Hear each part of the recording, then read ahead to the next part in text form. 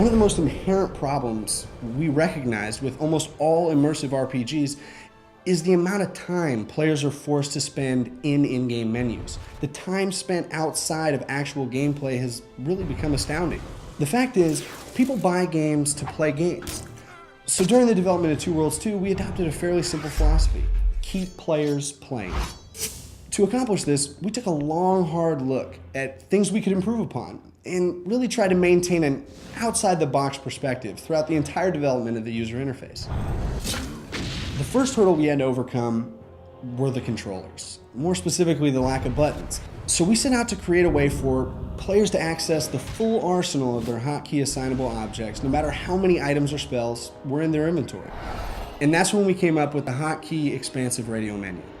Now, radial menus are nothing new, but they've always been limited to the amount of items game developers could fit in the circle and still be visible enough for players to recognize. So our approach was to incorporate a radial menu that players could access on the fly that contains any assignable items in their inventory. Simply highlight, assign, close, boom, back in action.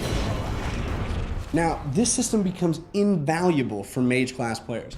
Just imagine being able to access every spell in your inventory with just a couple of buttons. Now, a little bit about our spellcasting system called Demons. It's based on a pentagram of elements and spell cards. There are 3 types of cards: Carrier, Modifier, and Elemental. Now, Elemental cards define the core effect of a spell, while Carrier cards define how a spell is delivered to its target. Finally, the Modifier cards change the nature of the spell, and that's where things can get really interesting. In the same way that Two Worlds 2 offers you real choice in the use and creation of spells, we wanted to make sure that the ability to play the way you want to was also reflected in every single aspect of the game.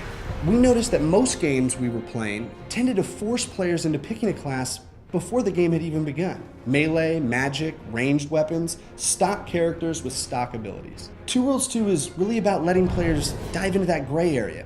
We give players the freedom to combine traits from all classes to complement their own personal gameplay style. Different armor and weapon sets can even be hot swapped in the heat of battle with the tap of a button. All these innovations really culminate to a combat and gameplay that has that addictive hack and slash feel, but with all the robust number crunching you'd expect from a proper RPG. It's a really fun balance that you don't experience often in a game this size.